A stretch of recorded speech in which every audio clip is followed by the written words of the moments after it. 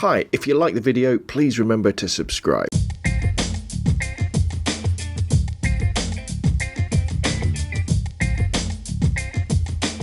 So in this video, I'm going to be talking about which is best, prime lenses or zoom lenses. What gives you the best quality? What gives you the best photographs? And what should you be investing your money in? Primes or zooms? So I think we should start off, with an interesting question. What's the biggest benefit in shooting with a prime lens? Is it quality? Is it that prime lenses are sharper than their zoom cousins? Is it the better background blur you get with a prime lens? The small depth of field that comes with them? And, what about the other way? What's the biggest benefit of shooting with a zoom instead of a prime? Is it the multiple angles of view you can get because you can change your focal length at will without having to walk backwards and forwards? Is it the lack of weight with a kit of zoom lenses? You have to carry a lot less glass so you can stay out for longer. So I think what we need to do is really take a step back and look at these two different styles, these two different types of lenses and the pros and cons of each, and try to answer their questions. What's the benefits and which is the best of shooting with primes and with zooms? First up, the prime lens. So a prime lens basically is a lens with a fixed focal length. So what you see is what you get when you look through the viewfinder of your camera. You'll see the scene in front of you, whether it be a 50, a 28 or a 400. And the only way you can get closer or further away from the subject is by physically moving yourself with the camera closer or further away. These types of lenses were the mainstay of what you would get with 35mm film SLRs for many, many years, up until just the late 70s or early 80s. They were cheap to build. And also, even though they were cheap to build, you would always get good quality out of a prime lens, mainly because there's a lot less pieces of glass inside. They're a lot simpler design. Prime lenses typically have wider apertures as well. So the bit that lets the light in, you can see on this 51.8, it's got a huge hole in it, which means that you can use it in trickier lighting conditions, when it's darker, without having to bump up the ISO too far. And the other effect of having a wide aperture is that your depth of field can be very, very small as well. So when you're taking a picture of somebody, because you can open up this particular lens, say to f1.8 versus the zoom f3.5, the background will look much blurrier on my 50mm 1.8. Generally, as I kind of said before, primes tend to be sharper than the equivalent zooms because they're a simpler lens design. So to put it really simply, a photo taken, with a similar distance and similar focal length will look better, technically, if you took it with a prime lens than it would if you took it with a zoom lens. So if they're technically better, why doesn't everybody shoot with primes all the time? Why is it that zooms are the kit lenses that come with our cameras? And why is it, if you look at the bestsellers, say at Amazon or any camera shop anywhere in the world, you'll probably find that the best-selling lenses are zoom lenses as well. And the answer to that is convenience. Imagine what it was like before affordable, decent zooms came along, where you go out with your camera and you'd have to have, say, your 50mm standard lens, maybe you'd have a wide angle lens, maybe you'd have a couple of telephoto lenses, and these all would add up in terms of weight. You'd have to be lugging all this kit around. Then all of a sudden affordable primes came along. So instead of having, say with the simple 18 to 55, instead of having to have a wide angle, a slightly less than wide angle and a standard lens, so 3 lenses, you just have one that you can carry around. It's a third of the zooms tend to be a little bit heavier, but it would be roughly about a third of the weight of what you would have to lug around. When you wanted to change your angle of view in a world of primes, you'd have to physically move closer or further away.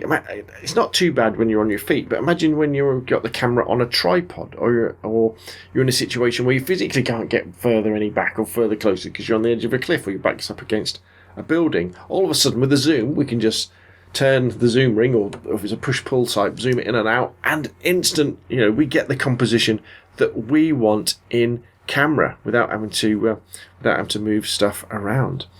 You could capture more magical moments. Say you're a sports photographer and all this action's going on, people are coming towards you, and you're like, oh, my lens is too long, I need to change it to put a wide angle on. With the zoom, you just zoom out and you capture that image. You'd you're increasing your photographer's luck, because while you're changing lenses, anything could be happening. So so what should you shoot with then? Zooms or primes? Zooms are convenient, but primes have better quality. And you could say, well, it's which one of those features that appeals to you the most. But as with most things in photography, it's not really quite as simple as that. Now, I think that primes can be really helpful in teaching us alternative framing and composition for our photographs. When you've got a wide angle zoom on your camera, like this 18-55, it's probably similar to the kit lens you've got with your camera. It's very, very easy when you're faced with a subject, a large subject, or when you're close to something, to just kind of zoom out.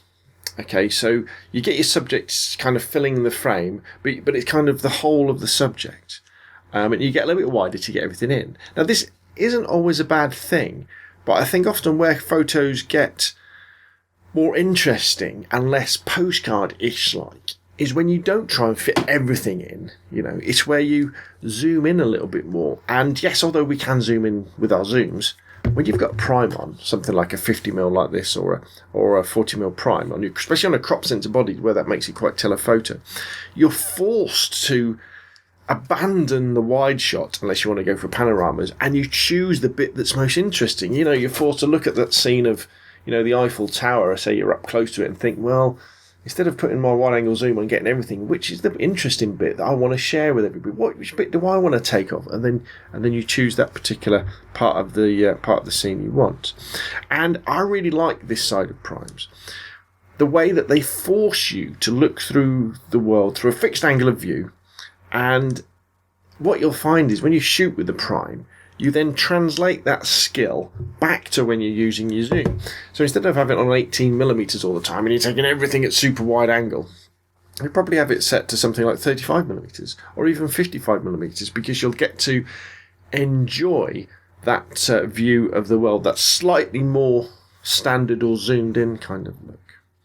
However, when you're in a fast-changing situation, such as street photography, wedding, sports, or general life outside of the photo studio, the convenience of zooms is amazing. You'll miss less shots. You'll get the composition you want in camera because you can physically change it, and you'll have less gear to lug around. So there we have it. I guess, if we ask the question, which should we use, zooms or primes, the answer has to be, it depends. For lightweight convenience, you can't beat having 2 or 3 zooms in your bag, but recognise that you are trading off image quality against the ability to have your camera shooting for longer. So sure, an 85mm f1.4 is great for portraits, and maybe you had a 400mm f5.6 for wildlife, with a 24mm for wide stuff. Maybe you had a fisheye lens, thrown in. But imagine how heavy your camera bag would be trying to lug that stuff around. And you'd miss loads of shots, if you were changing in between, and you'd probably give up halfway through the day because it would just be too heavy. So my theory kind of is this. Stick with simple wide and telephoto zooms for your basic kit, say an 18-55 and 55-250 or 70-300, that sort of thing, and then you get the different qualities of those as your budget goes up. And then supplement this, with a prime, say a 40 or a 50, or maybe an 85mm if, portraits and that sort of photography is your main kind of what you like doing. And then maybe the other lens you might want to add is like a super wide zoom, especially if you're into architecture or street photography, say something like a 10-20.